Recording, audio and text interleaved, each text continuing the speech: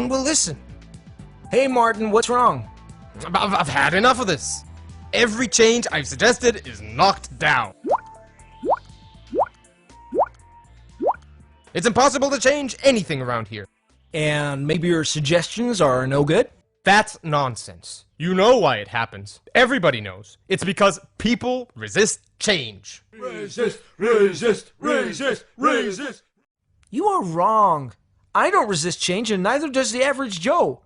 Everyone is pushed for major changes in his or her life. Many young people leave their homes, choose to get married, prefer children, and show me somebody who resists the change of a promotion at work. Can you really fool yourself that you don't resist change? I resist only the changes that I have a good reason to resist. The others I accept. Baloney! Try me. Okay, I'm game. Making a change is like climbing a mountain. Here's one. Climb it. Don't think so. Haha, you see? You do resist change. I don't resist change. I resist this particular change because I don't have a reason to climb the mountain. I don't see the plus in the change. Well, what's a good reason for you? A higher salary, better health, or an improved relationship. Okay, I'll take care of your excuse. There's a pot of gold waiting for you up there. Is that good enough? Now will you climb? Nope. Point proven! You most certainly resist change. Of course I resist this change, and with good reason. See for yourself. Too much effort, too much time, too high a risk. It's perfectly logical. The minus of the change outweighs the plus of the change. Another excuse. Fine, I'll reduce the required efforts and the risk. Now are you willing to climb? I don't think so. Aha! I knew it! Excuse after excuse. You remove one, another one pops up. The end result is still the same. The change is definitely good for you, and yet you still resist. But it's not good for me. I don't want the change because I'm comfortable in my current situation. Another excuse. Not at all. You look at it too narrowly. No wonder people reject your suggestions. What? I looked at both the plus and the minus sides of making the change. Yes, but you've ignored the pluses of not changing.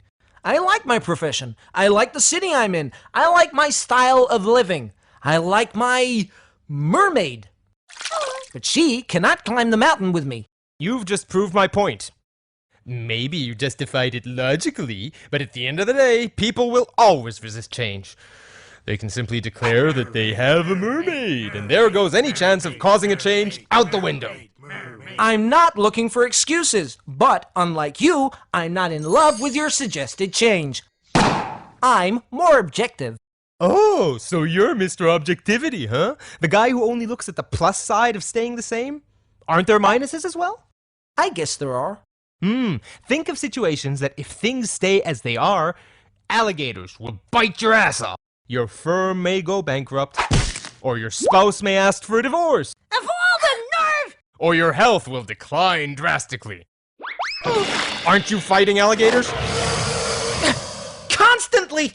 Sometimes I feel that the people I try to convince are so busy fighting off the alligators that they should be climbing the mountain even if there is no pot of gold waiting at the top. Still, everybody resists change, including you. Not at all.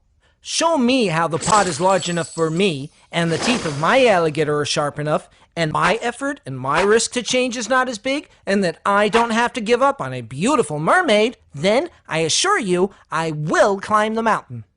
That's what I do, and it doesn't work. Really? Have you ever tried to present all four sides of your suggestion? Let me ask you a more pertinent question. Did you figure out in advance what the pot is for the person you're trying to convince? Not your pot, but his or her pot. What is his or her crutch? What are the alligators and the mermaids for the other party?